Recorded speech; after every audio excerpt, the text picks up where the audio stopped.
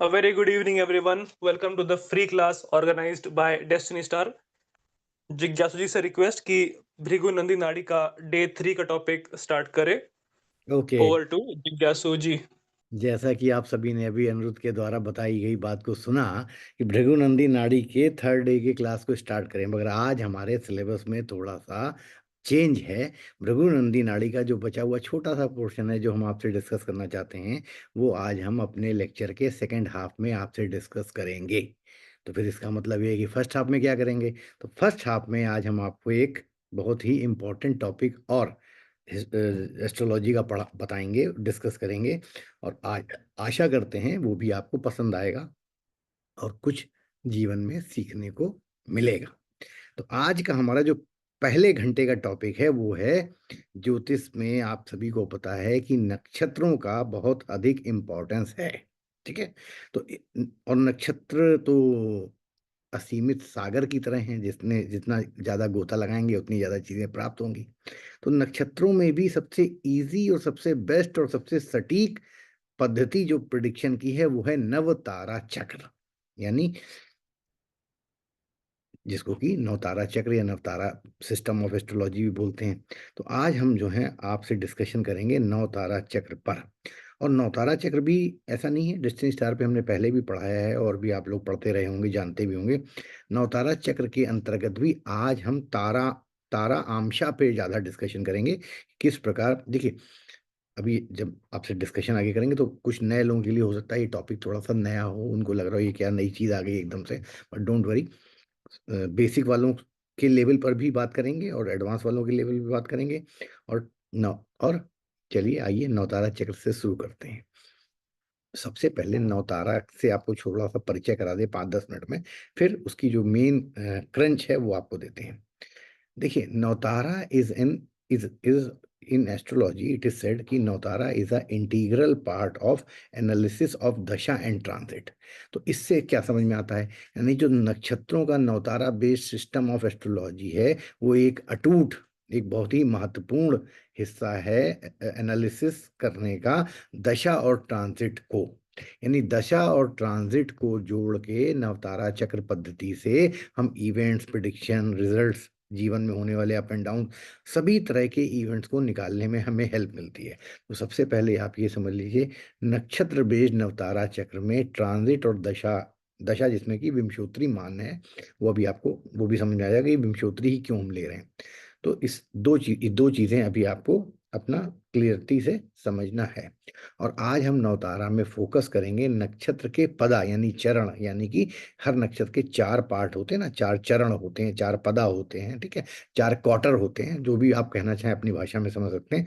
उन क्वार्टर्स से प्रिडिक्शन करना सीखेंगे। तो सबसे पहले आइए व्हाइट बोर्ड पे चलते हैं, क्योंकि ये थोड़ा टेक्निकल और लिखा पढ़ी का टॉपिक है और पहले ही से क्षमा मांग लेते हैं कि हमारी राइटिंग बहुत अच्छी नहीं है। तो आप शायद साथ साथ साथ नोट्स बनाते रहना, जिससे कि आपको कोई दिक्कत नहीं होगी। राइट।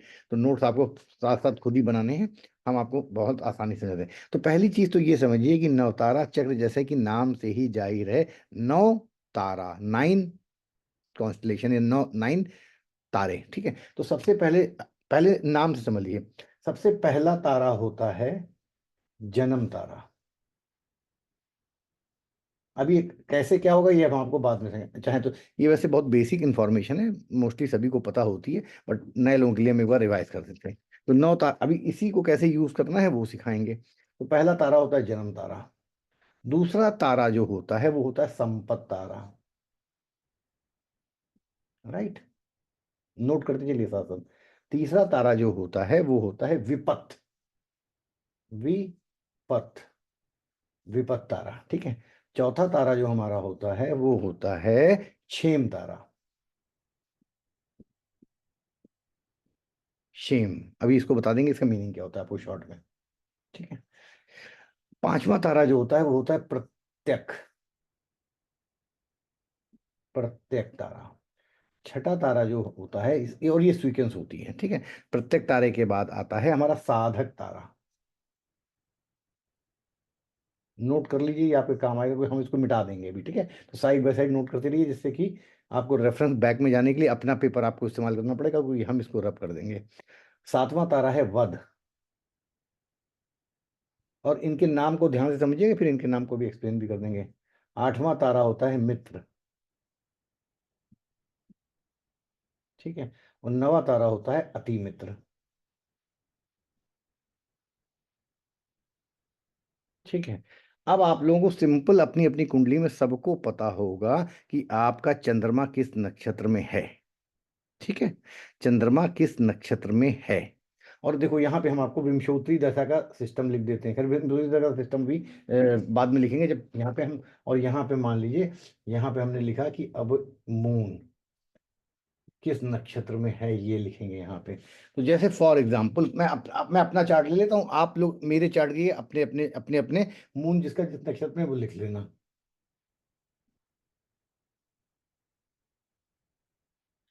जैसे मान लीजिए मेरा मून जो है उत्तराषाढ़ा नक्षत्र में है, राइट, मेरा मून जो है उत्तरा आषाढ़ा नक्षत्र में है, ठीक।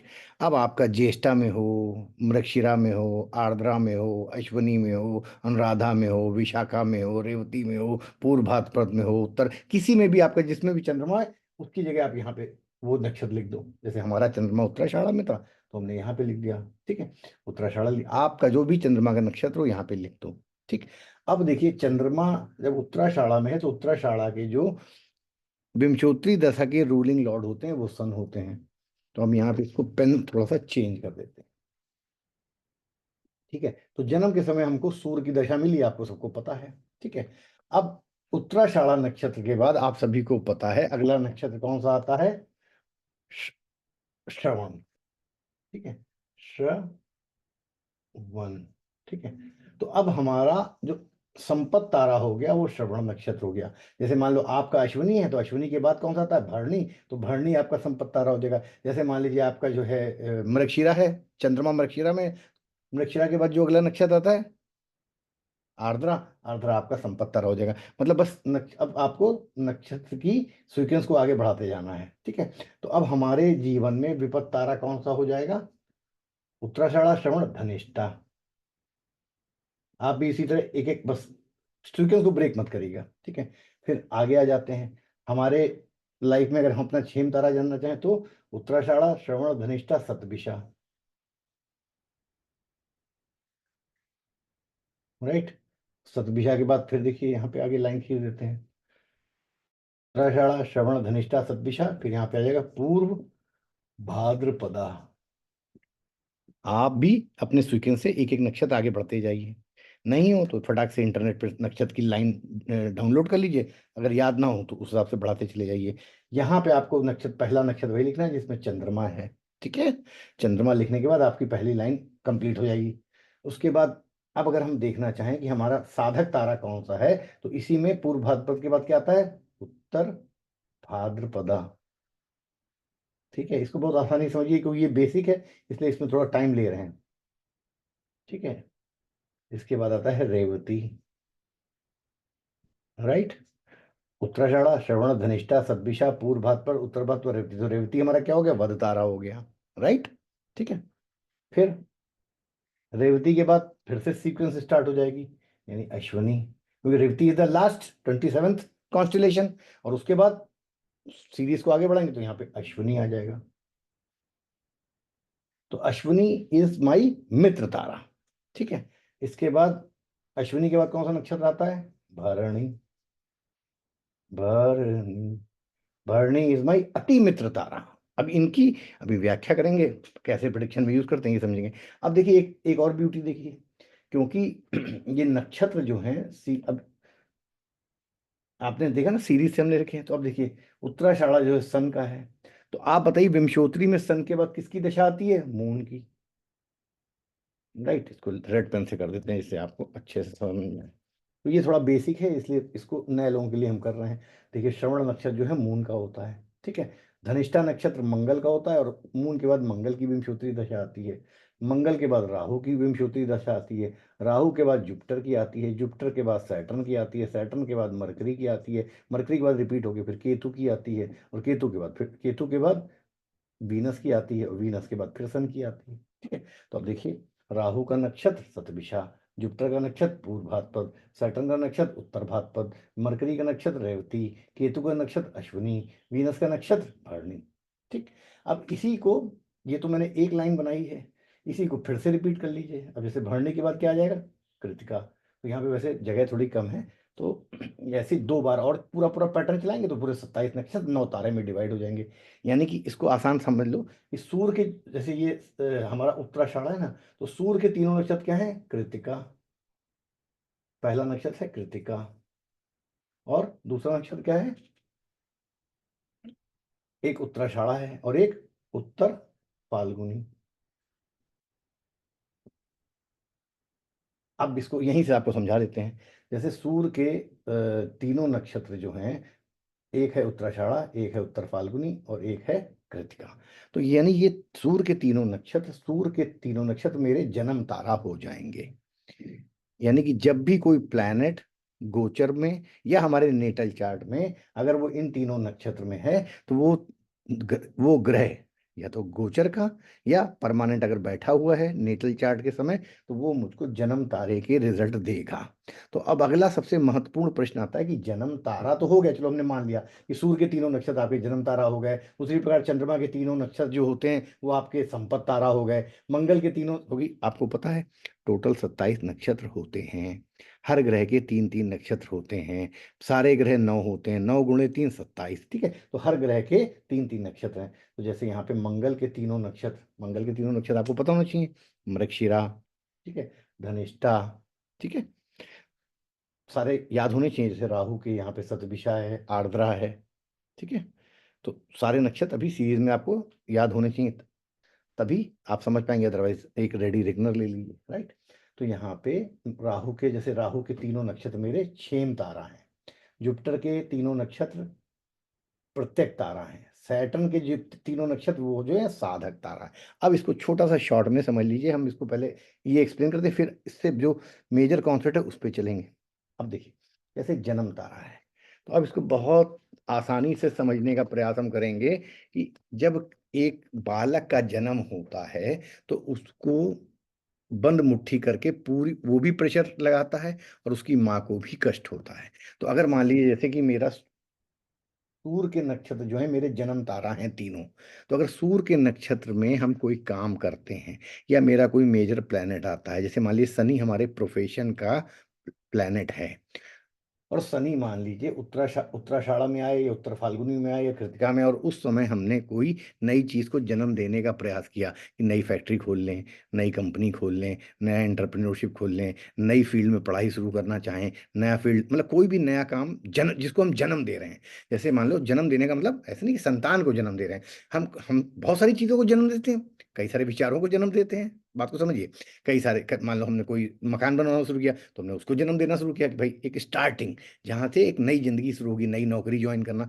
तो उसमें जब जन्म में देखिए, जन्म तारा जो है वो एक एवरेज तारा माना जाता है, क्योंकि एक नई दुनिया में तो हम आते हैं, लेकिन उस दुनिया में आने से पहले बड़ा संघर्ष करते हैं। माँ भी संघर्ष करती है डिलीवरी में, और बालक जिसको पैदा होना होता है उसको क्योंकि उसको भी एक वो अंधे मतलब कहते हैं एक अंधेरी जगह में लिक्विड के बीच में माँ से पोषण ले रहा है, अपना अस्तित्व नहीं है, किसी तरह उससे बाहर निकलना चाह रहा है।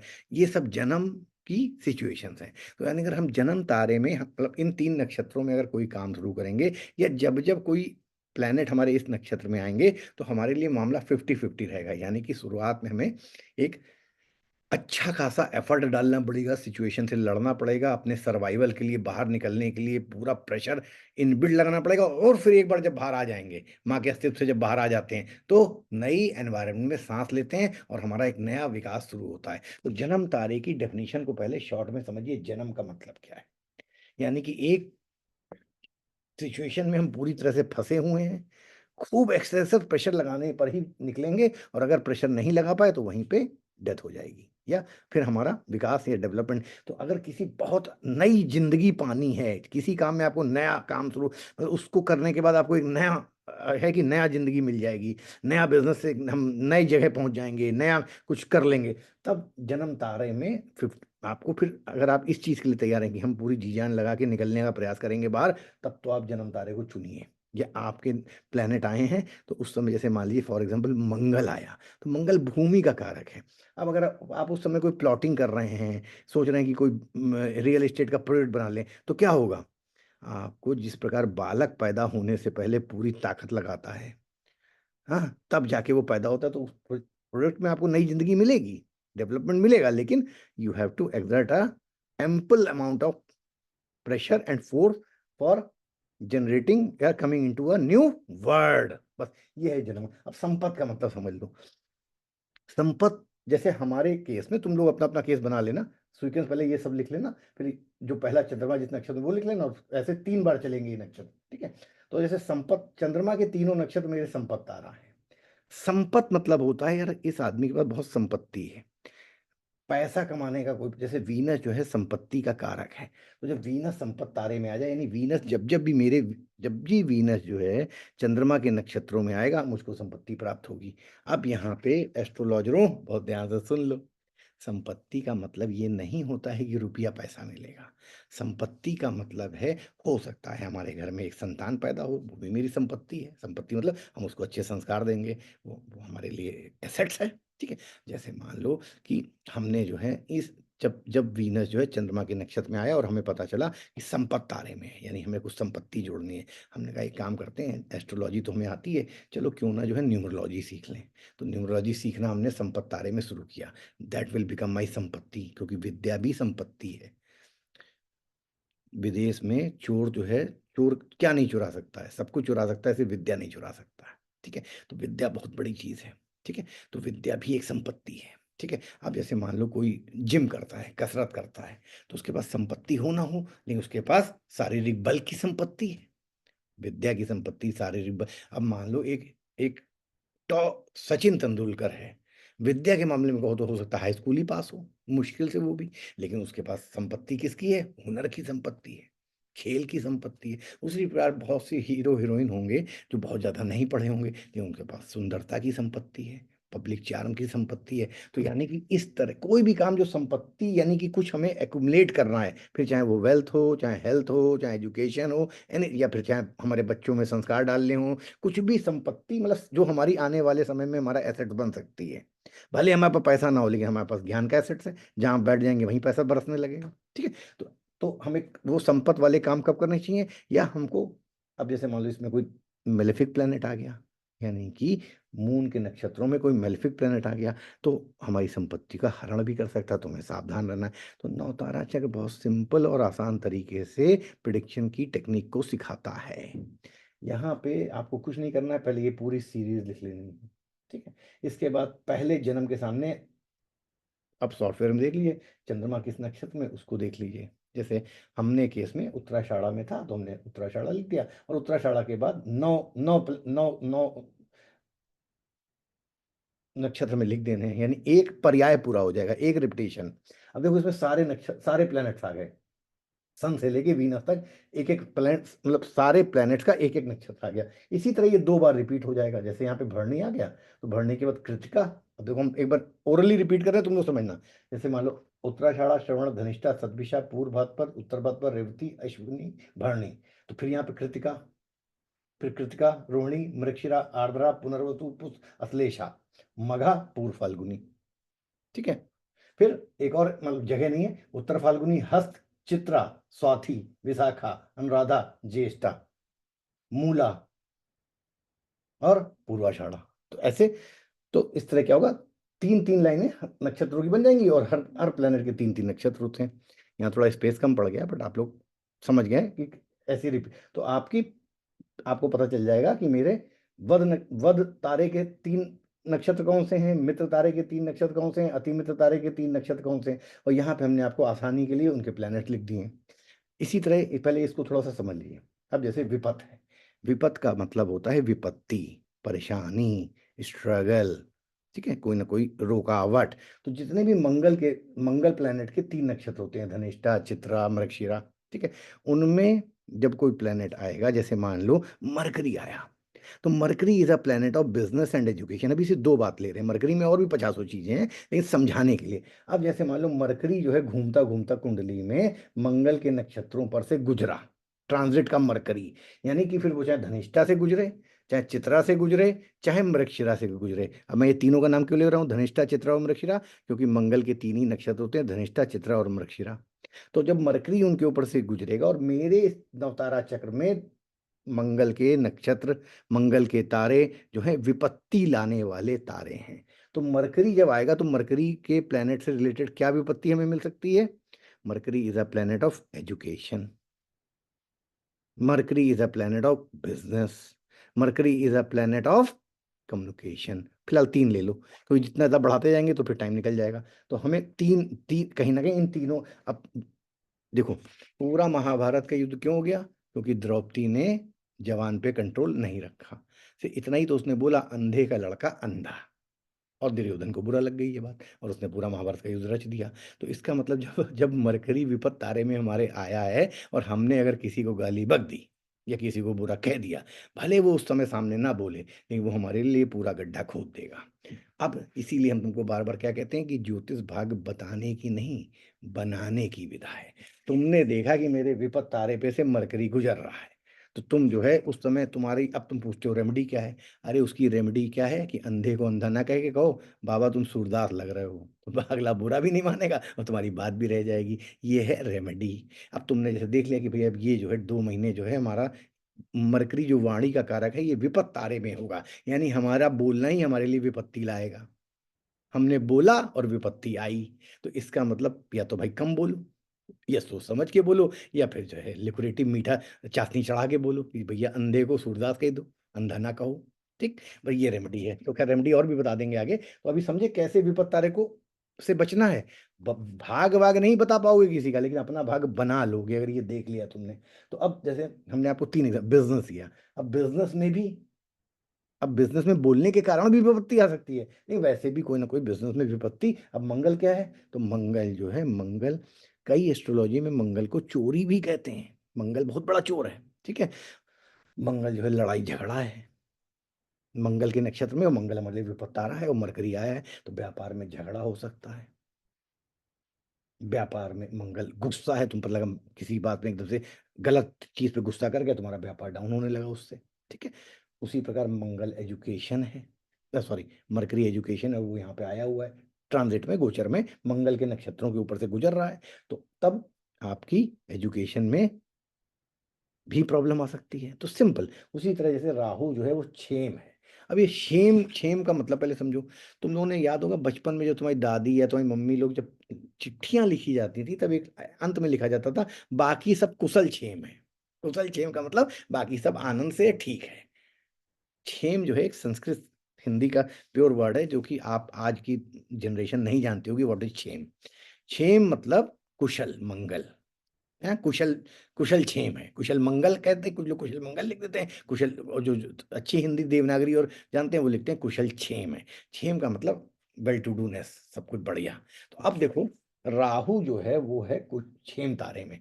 अब क्षेम तारे हमारे कौन कौन से बनेंगे? सतभिषा है, तो राहु के तीनों नक्षत्र जो है हमारे लिए क्षेम तारा है, ठीक है। सतभिषा हो चाहे आर्द्रा हो चाहे, और तीसरा नक्षत्र, ठीक है। तो राहु के जो तीनों नक्षत्र हैं वो हमारे लिए क्षेम तारे का काम करेंगे। तो अब जब भी जैसे मान लो गुरु जो है, गुरु जो है रा क्षेम तारे में आया, यानी गुरु चलता चलता चलता चलता, भाई हर ग्रह चलता ही रहता है ट्रांजिट में। तो मान लो गुरु जो है राहु के नक्षत्र में आया, तो राहु के नक्षत्र में मान लो फॉर एग्जाम्पल सदभिषा में आया, ठीक है। तो अब गुरु जो है, अब क्योंकि लेकिन मेरे लिए क्षेम तारा है राहु, राहु परेशानियां भी देता है लेकिन क्षेम तारा है, तो हमें क्या होगा? हमें, हम गुरु की नॉलेज को, जुपिटर की नॉलेज को राहु की टेक्नोलॉजी से कंबाइंड करके, मतलब मान लो हमने ट्रेडिशनल एस्ट्रोलॉजी पढ़ी है, लेकिन राहु क्या है? इंटरनेट है, लेटेस्ट टेक्नोलॉजी है, तो देखो तुम सबको पढ़ा रहे हैं, नहीं पढ़ा रहे हैं टेक्नोलॉजी का यूज करके। Rahu is out of the, पहले तो भाई गुरुकुल में जाके संस्कृत पढ़ी जाती थी, ज्योतिष पढ़ी जाती थी, अब देखो हम लोग तुम्हें ऑनलाइन पढ़ाई दे रहे हैं। तो क्या है, मान लो गुरु, अगर गुरु राहु के तारों में आ रहा है, तो या तो हम ज्योतिष के नए नए आयाम सीखेंगे आउट ऑफ द बॉक्स जाके, Rahu out of the box है। तो यहाँ क्षेम, तो क्षेम तारा ठीक होता है, अच्छा होता है। विपत तारा खराब है, संपत तारा भी ठीक है, जन्म तारा एवरेज होता है, क्योंकि उस समय प्रेशर लगाना पड़ता है पैदा होने के लिए। नई जिंदगी में एंटर करने के लिए, फेफड़ों को खोलने के लिए, सांस लेने के लिए, बंद मुट्ठी को जन्म के बाद बच्चा सोचो जब निकल के आता है तो किस हालात में होता है, उसको धोया जाता है, साफ किया जाता है, उल्टा करके लटका के पीटा जाता है, तब उसके मुंह से आवाज निकलती। तो यही जन्म तारे में अगर कोई काम करोगे, या जन्म तारे में तुम्हारे वो प्लेनेट आएगा तो उल्टा लटका के ठुकाई होगी, तब आवाज मुंह से निकलेगी। बस ये एनर्जी समझो, जन्म का मतलब क्या है, ये जिस दिन समझ जाओगे, पूरा नौतारा तुम्हारे सामने क्लिक होगा और उससे तुम तुरंत चुटकियों में प्रिडिक्शन कर पाओगे। राइट। चलो आगे चलें। अब जैसे जुपिटर के जो तीनों नक्षत्र हैं वो हमारे लिए प्रत्येक तारा है। प्रत्येक तारा का मतलब होता है प्रत्यहरी, प्रत्यहरी कह लो या प्रत्यक कह लो। प्रत्यक का मतलब होता है बराबर का दुश्मन। प्रत्यरी इसको कहते हैं, अरी माने दुश्मन, प्रत माने सामने, आमने सामने का चैलेंजिंग पोजीशन। तो प्रत्येक तारा जो है वो चैलेंजिंग पोजीशन है।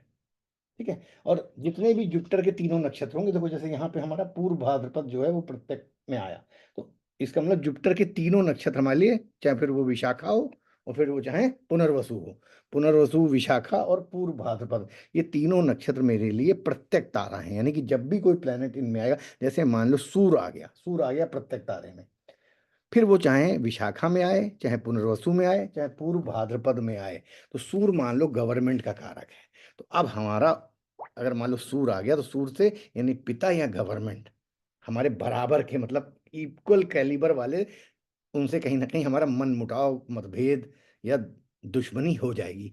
गवर्नमेंट मतलब जितने हम पावरफुल हैं, मान लो हम अच्छी पोस्ट में हैं, तो गवर्नमेंट तो बहुत पावरफुल होती है, तो कहीं ना कहीं जो हम जिस गवर्नमेंट के ऑफिसर से हमारी लड़ाई होगी वो भी पावरफुल होगा, हम भी पावरफुल होंगे, बराबर की लड़ाई होगी, यानी कि नेक टू नेक चैलेंज होगा। अब यहाँ पे अगर और कोई सपोर्ट मिल जाएगा तो हम जीतेंगे, अदरवाइज वो जीतेगा। तो प्रत्यक या प्रत्य अरी, प्रत अरी या प्रत्यक एक ही चीज है। कहीं कहीं पे जैसे वध को जो है मारक, और नाम इनके अलग अलग जगहों पे थोड़े बहुत तुम्हें अलग से मिलेंगे, वो भी हम आगे सिखा देंगे। तो प्रत्यक मतलब आमने सामने का दुश्मन, उसी प्रकार वध तारा। अब जैसे मरकरी के तीनों नक्षत्र, मरकरी का जैसे रेवती है, अश्लेषा है, ज्येष्ठा, मरकरी के तीनों नक्षत्र जो हैं वो हमारे लिए क्या है, वध तारा है। यानी कि मरकरी के नक्षत्रों में कोई भी प्लेनेट आएगा तो वध का मतलब एंड, खत्म होना, काम का रुक जाना। जैसे मान लो हमारा बिजनेस चल रहा है फॉर, और मान लो मरकरी के नक्षत्र में मरकरी ही अपने नक्षत्र में आ जाए, तो मान लो जैसे हमारा बिजनेस है, तो हमारा बिजनेस का वध हो जाएगा। वध होने का मतलब बिजनेस एंड हो जाएगा, खत्म हो जाएगा, रुक जाएगा। ठीक है। तो वध का मतलब होता है anything which has to be eliminated. अब यहाँ पे लेकिन तुम लोगों को उसके डरने की जरूरत नहीं है। वध तारे का फायदा भी होता है। कैसे फायदा होता है? जैसे मान लो हम आज कसम खा लें कि आज के बाद हम शराब नहीं पिएंगे, हम अपनी शराब पीने की आदत का वध करेंगे। ठीक। तो हम फिर कौन सा तारा चुने? फिर हम साधक वादक ना चुने, क्योंकि हमको मान लो वध करना है, उस आदत को खत्म करना है, तो हम अगर वध तारे में संकल्प ले लें, वध तारे में इच्छा जाहिर करें, वध तारे में पूरी मजबूती से संकल्प साधें, तो हम समझ लो अपनी आदत का वध कर देंगे। तो वध का मतलब दोनों से है। हमारा वध भी हो सकता है, हमारे पैसे का वध भी हो सकता है, हमारे रिश्तों का वध भी हो सकता है, और अगर ज्योतिष आता है तो हम किसका वध करेंगे?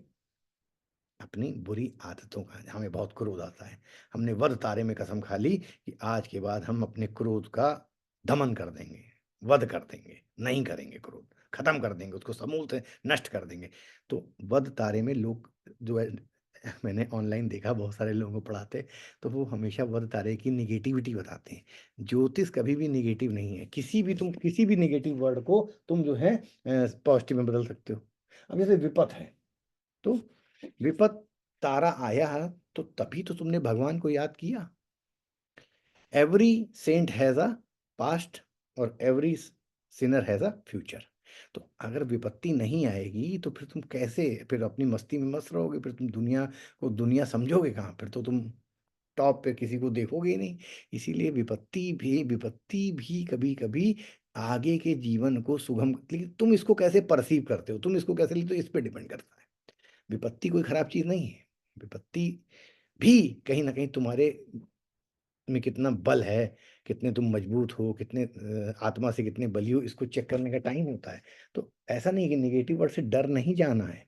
अब जैसे वध तारा है, हम तुमको एक सिंपल सा एग्जांपल देते हैं, देखो तुम लोग एंजॉय करोगे। तो हमारा ज्योतिष जो है मजे से पढ़ो, स्टोरीज में पढ़ो, तुम्हें याद हो जाएगा। मान लो तुम्हारे घर में दीमक लग गई और तुम्हें दीमक को एरेडिकेट करना है, पेस्ट कंट्रोल कराना है।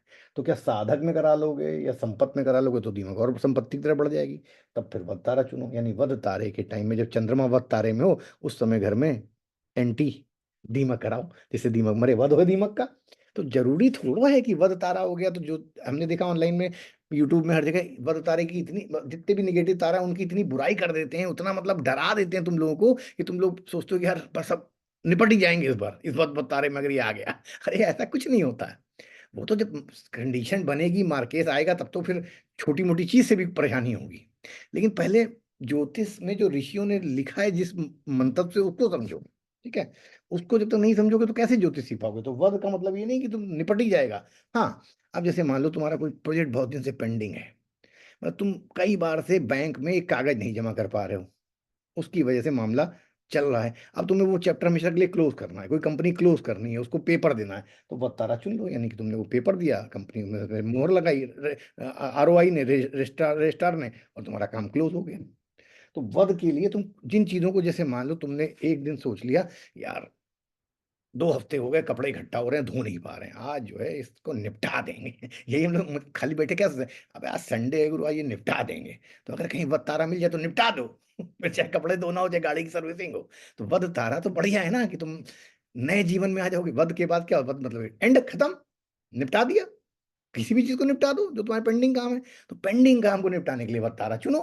और लोग क्या बताते हैं, अरे बस समझ लो गए काम से। वो नहीं है, गए काम से कैसे चले जाओगे गए काम से। अगर गए काम से जा रहे होते तो हमेशा कोई ना कोई, हर 10-5 दिन में कोई ना कहीं चंद्रमा तो हर महीने में 3 बार वह तारे के ऊपर से गुजरेगा। वीनस भी 25-30 दिन में 3 बार गुजरेगा। मंगल 45 दिन में 3 बार गुजरेगा वह तारे के ऊपर से। सूर्य जो है महीने में 3 बार वह तारे से गुजरेगा। भाई एक राशि में सूर्य एक महीने रहता है, तो एक राशि में, सॉरी, तो साल में 3 बार गुजरेगा। तो इसमें कोई समस्या तो है नहीं। ठीक है, तो क्या पैदा होते ही साल 2 साल में वध हो जाएगा, निकल जाओगे ना। दिमाग को यूज करो हमेशा ज्योतिष में। उसी प्रकार मित्र तारा, तो जितने भी केतु के नक्षत्र हैं वो मेरे लिए मित्र तारा है। अश्विनी, मघा और मूल। अश्विनी यहाँ लिख दिया, मघा मूल इसके बगल में आ जाएंगे। तो अश्विनी यानी केतु के तीनों नक्षत्र आरमाई मित्र तारा। तो देखो मित्र तारे, देखो देखो तुम्हें, देखो अभी तुम्हें समझ में आ जाएगा। अब इससे तुम्हें क्या नजर आता है, हमारे पीछे का बैकग्राउंड देखो, गणेश जी के बगल में क्या लगा है। सोचो और विचार करो। तुमको सबको पता है श्री कृष्ण भगवान का रोहिणी नक्षत्र था। रोहिणी नक्षत्र था, और उनका अति मित्र नक्षत्र कौन था, मित्र नक्षत्र था। रोहिणी से 2 पीछे चले जाओ। ठीक है, तो रोहिणी से अगर 2 पीछे जाओगे तो अश्विनी, भरणी, कृतिका, भरणी, कृतिका, रोहिणी। तो रोहिणी, कृष्ण भगवान भी मोर का पंख रखते थे। और रोहिणी से पीछे का अति मित्र नक्षत्र होता है उनका कृतिका। कृतिका का है ब्लेड, तभी सुदर्शन चक्र रखते थे। देखो जैसे मान लो फॉर एग्जाम्पल, अगर उनका रोहिणी नक्षत्र, रोहिणी, ठीक है, रोहिणी नक्षत्र का, तो जैसे मान लो रोहिणी से उनका जन्म, तब उनका उनका चंद्रमा रोहिणी में था, तो ये हो जाएगा जन्म नक्षत्र। तब उस काउंट, उस हिसाब से काउंट करोगे तो उनका अति मित्र जो है वीनस और केतु के नक्षत्र, ये कृतिका नक्षत्र जो है सूर्य का नक्षत्र, उनका क्या बन जाएगा, अति मित्र बन जाएगा। अगर यहाँ से ये उनका जन्म हो जाएगा तो ये उनका अति मित्र हो जाएगा। इसीलिए सूर्य का नक्षत्र, वो कृतिका सूर्य का नक्षत्र, इसलिए सूर्य के नक्षत्र की चीज सुदर्शन चक्र वो अपने पास रखते थे। तो समझो, तो यानी केतु हमारे लिए मित्र तारा है। तो हम कोई भी, और गणेश जी भी ज्योतिष में केतु कहते हैं। ये हमने ऐसा नहीं कि ये देख के लगाया, ये बाई डिफॉल्ट तुम्हारे पास चल के आएगा। चीज कहीं ना कहीं तुम उससे प्ले कर रहे होगे। क्यों? क्योंकि मित्र तारा है, इसकी तुम्हें हेल्प मिलेगी। ठीक है, बहुत क्लियर एस्ट्रोलॉजी तुम्हें सिखा रहा हूँ। और ये मैंने ऐसा नहीं कि इंटेंशनली लगाया है, वो क्योंकि तुम्हारे, मेरे चार्ट की पोजीशन ऐसी है कि वो कहीं ना कहीं मोरपंख अपने आप चल के मेरे पास आ जाएगा। और जैसे ये पिक्चर भी देख लो गणेश जी की, ये मैंने नहीं बोला कारपेंटर को, उसने मुझे डिजाइन दिखाई, बोला ये भैया ये बहुत अच्छा, ये बना देते हैं, ऐसे बना दो। तो ऐसा नहीं कि हमने कोई ज्योतिष अपने लिए देखा, हम अपने लिए ज्योतिष नहीं देखते नॉर्मली। लेकिन जो चीज़ अगर तुम्हारे चार्ट की उड़ जाए, वो तुम्हारे पास चल के घूम फिर के आ जाएगी, बस तुम्हें देखना आना चाहिए। तो केतु के सारे नक्षत्र जो हैं मेरे लिए मित्र हैं, अश्विनी, मघा और मूला। तो यानी हमें अगर, अब मित्र का मतलब जहाँ पे तुम्हें सपोर्ट मिल जाएगा। जैसे मान लो तुम एक अनजान शहर में जा रहे हो, तुम्हें पता नहीं यार कि कौन क्या वहां पे कर पाएगा। लेकिन अगर केतु के नक्षत्र में वहां पहुंचो, केतु के नक्षत्र में वहां पे काम शुरू करो, तो ऑटोमेटिकली तुम्हें लोग चल के आएंगे। अच्छा भाई साहब, आप नया है, लाइए बताइए, मैं आपके लिए कोई मदद कर दूं। तो मित्र मतलब कहीं ना कहीं आपका मित्र क्या होता है, जो जरूरत पे काम आता है। तो इनके नक्षत्रों में हम कोई भी काम करें या कोई, अब जैसे मान लो मरकरी, मान लो चंद्रमा इस नक्षत्र में आ जाए, तो चंद्रमा और चंद्रमा मित्र नक्षत्र में आया तो क्या होगा, उस समय मेरी माँ मुझे हेल्प कर देगी। मान लो यहाँ पे सूर्य आया, गवर्नमेंट या पिता हेल्प कर देंगे, गवर्नमेंट के ऑफिसर हेल्प कर देंगे। ठीक है, राइट। समझो, अब से मंगल मान लो मित्र तारे केतु के नक्षत्र से गोचर करता हुआ है, तो मंगल क्या है, छोटा भाई है, वो हमारा मित्र बन के हमारी हेल्प कर देगा। वीनस आया, पत्नी, कोई फीमेल, कितनी स्मॉल छोटी सी एस्ट्रोलॉजी है, अगर थोड़ा सा ध्यान दे लोगे तो सारी चीजें तुम्हारे सामने हैं। क्यों? क्योंकि केतु के तीनों नक्षत्र मेरे लिए मित्र तारे की कैटेगरी में आते हैं। तुम देख लो कि तुम्हारा यहाँ से जो चंद्रमा जो सीक्वेंस चल रही है, कोई जरूरी थोड़ा कि तुम्हारा चंद्रमा चंद्रमा का नक्षत्र जो होगा, यहाँ पे सूर्य की जगह यहाँ मंगल हो सकता है, तुम्हारा जो भी नक्षत्र का स्वामी होगा उस सीक्वेंस से चलेगा, तो तुम्हारे लिए मित्र नक्षत्र जरूरी थोड़ा केतु बने, कोई भी बन सकता है। तो उसके नक्षत्रों में जब कोई प्लेनेट आएगा तो तुम्हें मित्रता का फायदा मिलेगा। अति मित्र क्या होता है? देखो, मित्र तो जो है हेल्प कर सकता है, अति मित्र जान भी दे सकता है। देखें भाई, मित्र और अति मित्र में यही तो फर्क है। अति मित्र अपना पैर तुड़वा के भी तुम्हारा काम कर देगा, मित्र खाली हो सकता है पैसे से मदद कर दे। हाँ, तो अति मित्र होगा तो फिर वो तुम्हारे लिए गोली भी खा लेगा। ठीक है, अति मित्र और मित्र की परिवार, तो वीनस के तीनों नक्षत्र जो हैं, भरणी, पूर्व फाल्गुनी, ठीक है, और पूर्वाषाढ़ा, ये हमारे लिए क्या बनेंगे? अति मित्र तारे बनेंगे। तो यानी कि कोई भी प्लेनेट जब अति मित्र में आएगा, और बाकी तो अभी और डिटेल में भी चीजों को सीखेंगे, तो वीनस के तीनों नक्षत्र हमारे लिए अति मित्र बन जाते हैं। यानी ये इनके प्लेनेट में आया हुआ हमारा अच्छा प्लेनेट हमारे लिए अति मित्रता, यानी हमारे लिए सेक्रीफाइसिंग नेचर लेके आएगा। तो मैंने, और इसमें भी बहुत डिटेल्स हैं, मैंने तो तुम्हें एक एक दो दो कीवर्ड्स, क्योंकि टाइम को भी हमें देखना होता है, तो हमने इसमें से एक एक दो दो कीवर्ड्स बताए हैं। ठीक है, अब आगे, हाँ ये देखिए सामने आपके, देखिए कितना बढ़िया एक शीट है, वो भी आप देख लीजिए, उससे भी आपको समझ में आ जाएगा। अब हम चलते हैं, इस पूरी चीज को आपने नोट कर लिया होगा, अपने अपने बना लिया होगा। अब जो आज का जो सबसे मेजर टॉपिक है उस पर हम डिस्कशन करते हैं। ठीक है, तो बस हमें 1 मिनट का टाइम दीजिए, मैं बोर्ड को रेडी करता हूँ, क्योंकि अब हमें पढ़ाना है आपको तारा आमशा। तारा जो, जैसे तारा है ना, ये सारे इनके आमशा, यानी कि इनके छोटे पार्ट जो होते हैं, जैसे एक नक्षत्र के चार आ, जैसे नौमांश होता है, नौमांश होता है, वैसे तारा के भी आमशा होते हैं, वो उस पर आते हैं। अब इसको आप लोग एक बार हम अपने चार्ट के हिसाब से आपको समझाएंगे, फिर आप अपने अपने चार्ट पे इसको लगाइएगा, और आशा करता हूँ कि फिर आपको समझ में आ जाएगा। और ये बहुत छोटा सा कॉन्सेप्ट आपको देंगे, लेकिन आप देखिएगा प्रिडिक्शन कितना आपको इजी हो जाएगा उससे करना। आप टू सभी लोग जब तक इसका स्क्रीनशॉट ले लीजिए, और अपना कोई हैंड अभी रेस मत कीजिए, बाद में कीजिए इसको इसका आप सब स्क्रीनशॉट ले लीजिए, आपके काम में आएगा। चलिए, अब हम आपको एक प्रिडिक्टिव इसकी टेक्निक सिखाते हैं, नौमांश के नवतारा चक्र की। ठीक है, तो बहुत ध्यान से इसको समझिएगा, क्योंकि ये बहुत ज़रूरी पार्ट है हमारे आज के सीरीज का। तो अब हम आपको एक सिंपल, क्योंकि अभी हमने आपको एक ब्रीफ कर दिया, अब आप समझिए, जैसे फॉर एग्जांपल ये एक कुंडली है, ठीक, 2 और 8, यानी कि लग्न 2 है, यहाँ पे 8 नंबर आएगा, और हम आगे चलते हैं। अब देखिए, ये जब 8 नंबर है तो यहाँ पे स्कॉर्पियो है,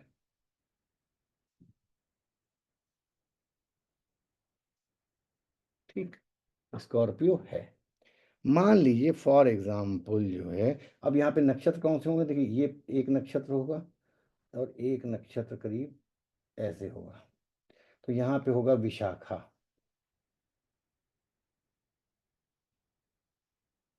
ठीक, विशाखा। यहाँ पे होगा,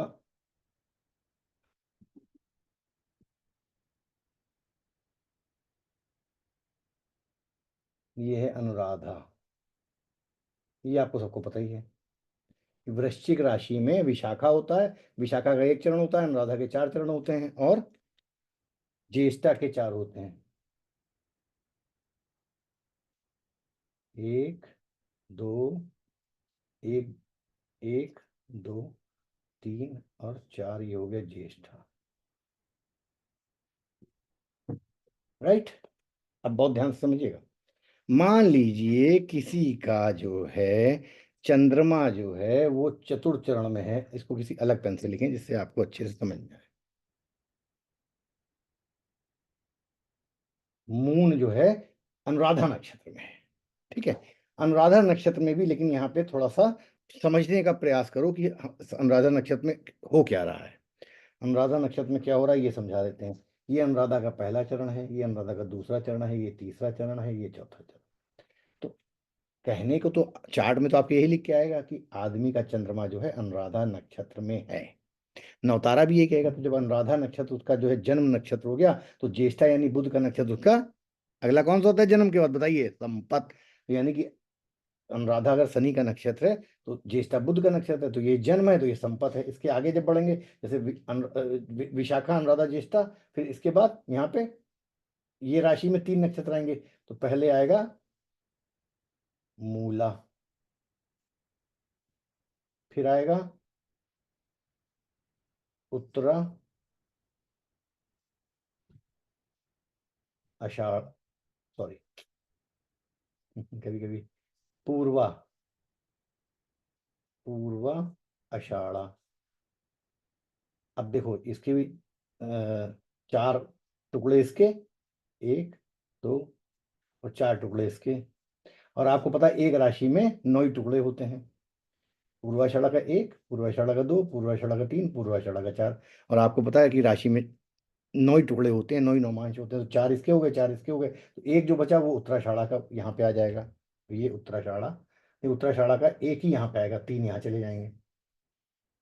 ठीक है, 1 2 3 और ये 4 उत्तराषाढ़ा के। ऐसे ही पूरी राशि के बैकग्राउंड में नक्षत्र होते हैं, पुराने स्टूडेंट तो सब समझते हैं। तो अब देखो हम समझाना क्या चाह रहे हैं। तो जैसे मान लो किसी का चंद्रमा अनुराधा में है, तो अनुराधा उसका जन्म हो गया, ज्येष्ठा उसका संपत हो गया, मूला उसका विपत हो गया, पूर्वाषाढ़ा उसका शेम तारा हो गया, उत्तराषाढ़ा उसका प्रत्यारी तारा हो गया, और सुहान 9 तक जाएगा। ठीक है, तो ये एक सीक्वेंस जो भी ऐसे ऐसे बना के दिखाई थी वही अब चार्ट में बना के दिखा दी। तो अब हम तारा आमशा पे चलते हैं, जो सबसे आज का इंपॉर्टेंट कॉन्सेप्ट है, और ये बहुत इंपॉर्टेंट है, इस पे प्लीज फोकस करना, इससे बहुत कुछ सीख जाओगे। तो अब हम यहाँ पे हिंदी में लिख भी देते हैं तारा। ठीक है, तो इससे समझने में आपको आसानी रहेगी। आमशा, जैसे नौमांशा होता है वैसे तारा का आमशा। तो कैसे, अब तो बहुत सिंपल सा कॉन्सेप्ट है, समझने का प्रयास करना। ठीक है, चंद्रमा पूरा पूरा अनुराधा में है, तो चंद्रमा जब भी शनि के नक्षत्र में उसका जन्म नक्षत्र हो गया तो रिजल्ट देगा। लेकिन तुमको पता है इसके नक्षत्रों के जो चरण होते हैं ये तत्व के अनुसार भी होते हैं, यानी धर्म अर्थ काम मोक्ष, या कह लो अग्नि। हर नक्षत्र का पहला चरण, ये पहले बेसिक कॉन्सेप्ट सीखो फिर उसको अप्लाई करेंगे। जैसे कोई भी नक्षत्र हो, ये नक्षत्र है मान लो कोई भी नक्षत्र, 27 में से 27, ये तुम्हें पता है कि हर नक्षत्र के 4 चरण होते हैं। ठीक है, हर नक्षत्र के। तो पहला चरण जो नक्षत्र का होता है, पहला चरण वो हमेशा अग्नि होता है, अग्नि तत्व होता है। दूसरे चरण में किसी भी नक्षत्र के दूसरे चरण में हमेशा पृथ्वी होता है।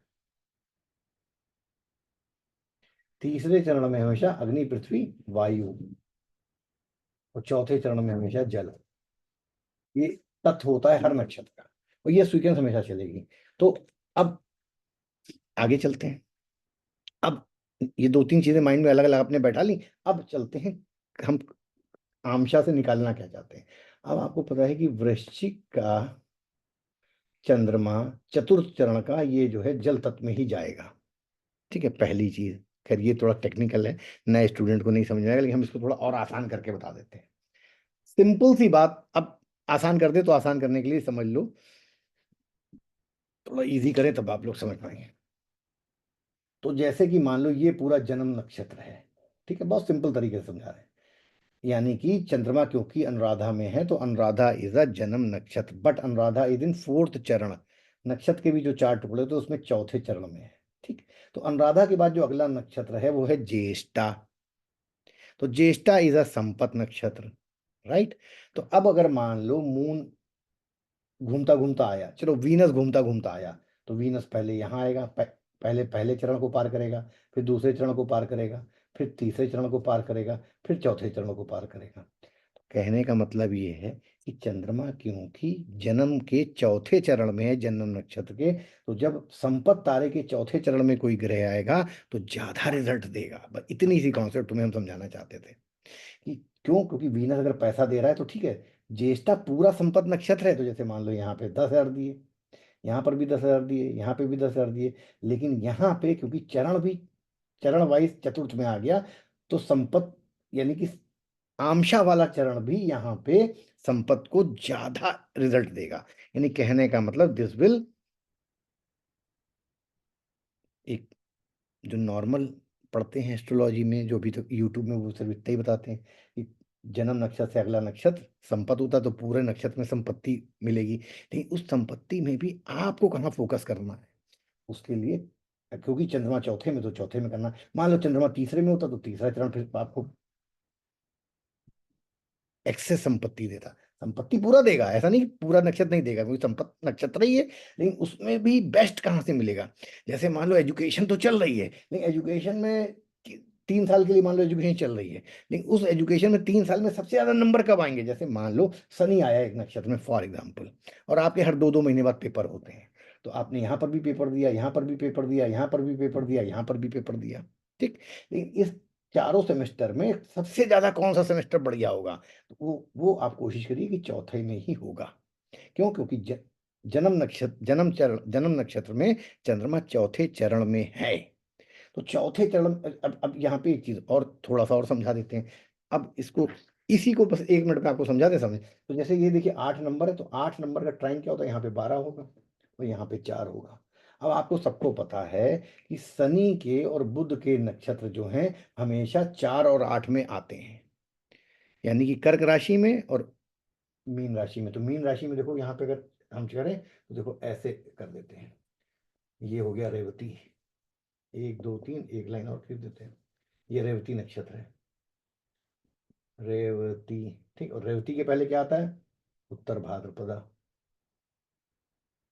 और उत्तर भाद्रपद को हम दूसरे पेन से बनाए जिसे आपको समझ में आए। देखिए, ये देखिए, बस यहीं पे आपको सारी कॉन्सेप्ट को क्लियर मैं आपको कर दूंगा। ये है अपना उत्तर भाद्रपदा, ये शनि का नक्षत्र है, ध्यान रखिएगा। ये मरकरी का नक्षत्र है और ये सैटर्न का नक्षत्र है, उत्तर भाद्रपद। तो अब देखिए फिर समझिए, कोई भी प्लेनेट ट्रैवल, अब क्योंकि मरकरी के तीनों नक्षत्र हमारे लिए क्या हैं, इसको अगर रेफरेंस में ले लें, जन्म नक्षत्र संपत नक्षत्र है। तो यानी कि जब कोई भी मरकरी के जब चौथे चरण में कोई भी प्लेनेट आएगा, ये मरकरी का पहला चरण, ये दूसरा चरण, ये तीसरा चरण और ये चौथा चरण, फिर यहाँ पे अश्विनी शुरू हो जाएगा। 1 नंबर की राशि यहाँ पे आती है, 2 नंबर की हुई लग्न है, तो यहाँ पे फिर अश्विनी शुरू हो जाएगा, अश्विनी, यहाँ से अश्विनी शुरू हो जाएगा यहाँ तक।